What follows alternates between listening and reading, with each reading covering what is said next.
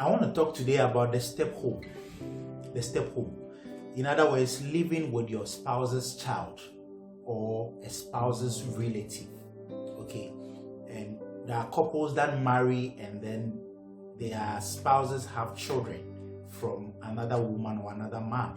And so it so happens that they need to stay together. Okay. It is not an ideal situation. It is not a pleasant situation that anybody would wish for, but it sometimes happens and we must learn to deal with it. You would have to learn to love a stranger, somebody that you didn't actually mean to love, somebody that you didn't actually expect to be part of you, especially as you are beginning your journey of marriage. But sometimes it is worth it.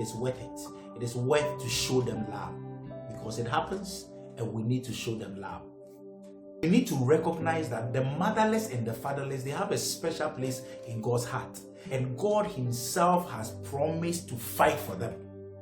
Let me read you a scripture from Exodus chapter 22, verse 22 to 24. It says, "You shall not afflict any widow or fatherless child, and my wrath shall wax hot, and I will kill you with a sword. Your wives shall be widows, and your children shall be fatherless." So this is what God will do to somebody who doesn't take care of the widow, who doesn't take care of the motherless and then the fatherless, and will treat them anyhow. So they have a special place in the heart of God, and we owe it a duty to take care of them. That notwithstanding, if it is good for you to sit down with the spouse, those of you who are about to get married, it is good to sit down with your spouse and inquire whether they have children or not. If you don't have the heart to stay with them, if you don't have the ability, or you have decided not to love anybody that does not come from you but come from another person, then you must not even marry at all. So as you are getting married, find out from your spouse, do you have any child somewhere, so that you prepare yourself before you enter into that kind of marriage. If you are married already, you have already married. You married your spouse with this background, and you must learn to live with it, because you are not going to divorce. You must love them unconditionally, just as you love your own child. Okay, so that God will also extend his hand of blessings upon you. You must recognize that the person, that child that you are staying with, is somebody that your spouse loves. So if it is your husband that has a child outside, remember that it is somebody that is on the heart of the person you love. And so as you love the person, as you love that child, you are automatically extending your love to your husband. So if you hate that child, your husband will rebel against you, because this is a child that the husband also loves. Okay, now remember the mood of Abraham when he had to send away Hagar and the child. It will be a very painful moment. It will be a very painful moment, and that is why God asked Hagar to come back and come and apologize to Sarah. Okay, so it is not a good situation for a spouse to have a child out of wedlock, for the wife to hate on the child, for the wife to despise the child and use them in a way that doesn't show love, that doesn't depict love and respect. Okay, so as you are loving them, you are showing love or affection to your spouse as well. That notwithstanding, we must also put in place barriers, okay, so that we don't hurt ourselves so much.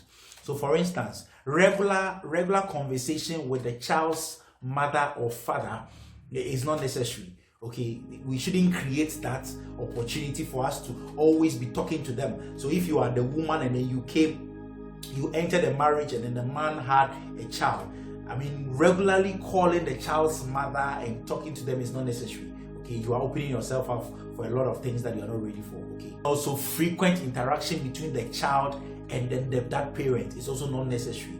Okay, once you begin to show love, you will draw them to you, so that you avoid those kinds of conversations, because they are not comfortable. You wouldn't like it. But for the child to stop calling or referring to her mother, you have to create that atmosphere for him or her to see that you are a kind of mother that they can trust, or you are a kind of father that they can trust, so that they can open up to you instead of their parent, their main parents. Now, you must also always endeavor to be united. The two of you, you and your husband, or you and your wife, must be united before the child. It's very important. Let the child see that the husband and the wife are united. Otherwise, he begins to suspect that there is an avenue to fool about. But once the child gets to know that the man and the woman are so united, the nonsense will stop. Okay, those unnecessary things that will create tension and fighting between the two of you will stop, because he knows that as I touch one person, I will touch the other person. So we need to put up a front of unity before such children. Now, there are also certain times that such children are very stubborn, very wicked, and very unreasonable. During those times, after you have tried all that you can, after you have loved and provided for them all you can, you need to trust God. There are certain battles that God is the only person who can fight for you. See that one as a battle and trust God to fight for you, because during those times, you have done all you can, you have tried all you can, and still it's not working. The child is not cooperating and is unreasonable. Leave it to God and pray and believe that God will help you overcome that situation. Couples must also try to avoid being close with a stepchild. Being too close. I mean too close. You know, sometimes they can get so close that even when the husband comes home, the wife is talking to the stepchild, and they are so close than their own partners. Okay, they talk to their stepchildren than their own spouses. That is bad. Don't give the stepchild that opportunity to replace your spouse. Okay, your spouse should become your priority. Okay, you must become so close and attuned to your partner more than you do your stepchild. And try as much as possible to love and care for them just as you care and love for your children. When you are buying the same dresses for your children, don't buy a different dress for them. Let them also feel a part of your family.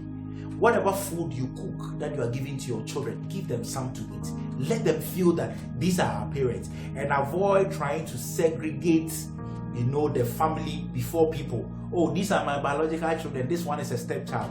As much as you can, try and avoid that. If you can, try and avoid that and make them feel a part of the family. Now, you need to remember that children are children, and sometimes children are stubborn, and that includes your stepchild. They can be very stubborn, but you must also know that just as your children can be stubborn, other children cannot be stubborn too. And so you need to nurture them, you need to love them, you need to be patient with them and teach them, and trust God that God will make them better people. I know families that their own children grew to become vagabonds, but their stepchildren grew and are taking care of those couples. I can for say usum kodua, usum bordia, sum kodu. You don't know. You say unim jonkukua the betches watchna.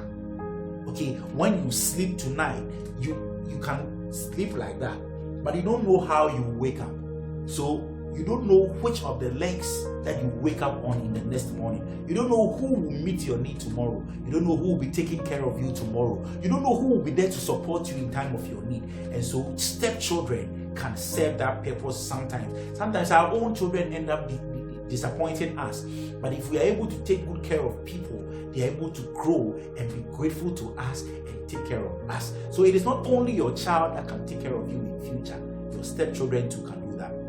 And so as much as possible, let's try to get them on board, make them our children, love them, correct them, train them, nurture them to grow into a good image that is expected of our own children. And as we continue to do that, God in his infinite wisdom, God in his infinite wisdom, God in his infinite blessing will extend the hand of blessing to us, and all things will go well for us. Try and take care of them as you take care of your own children. As you do it unto others, do unto others as you